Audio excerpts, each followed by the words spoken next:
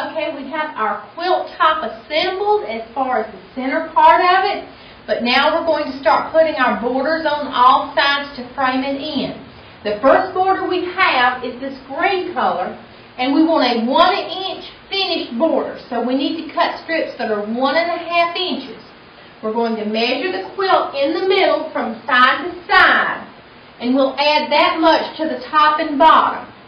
Then we will measure the quilt from top to bottom in the center, and we will put those strips on each side. Now, because we do not have a pattern that we're going by, and we made our blocks the size that they turned out, we have a quilt top and we're not sure how big it is.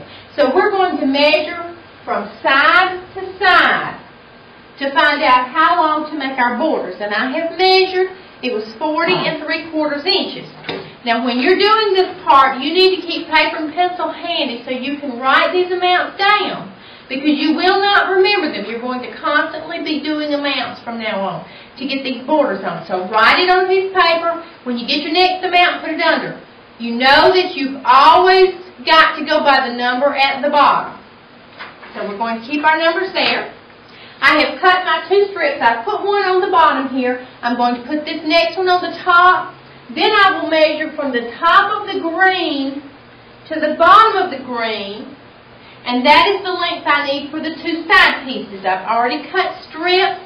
I will piece them as needed, and these are 1.5 inches wide.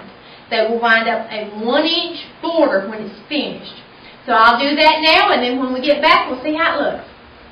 Now, I told you at the beginning that I would tell you later what these clamps are for. That's what we're going to do now.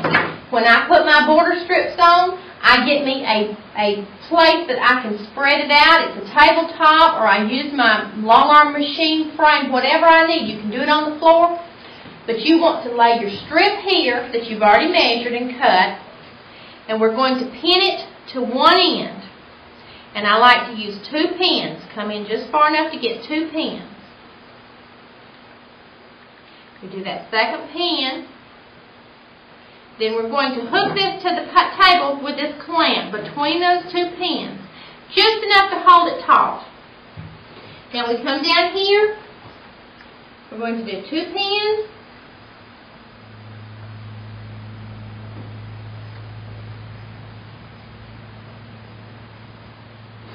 We use the other clamp, put just enough tension on it so that all of this evens out in here and you don't have any ripples anywhere, and you know you will hook them together evenly.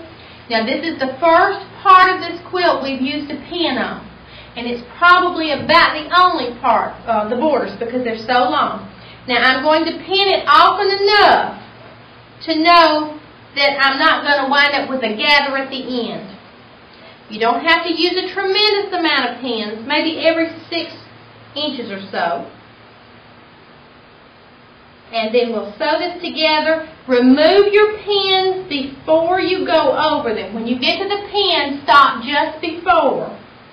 Take the pin out and then proceed. You do not want to hit one of these pins with your needle and break the needle or damage the machine. Now each time we get one of these borders on, we're going to set the seam, just iron it and set the seam, and then press it out so that the seam goes toward the border. We want all of our border seams to go outward. Now on this quilt, I've got some dark borders, and if you have dark borders and then light borders, if you will use a serger to attach these borders, it will keep all of those dark threads caught up in the serger threads, and you will not have dark threads getting over into the lighter areas and maybe show through when the quilt's done.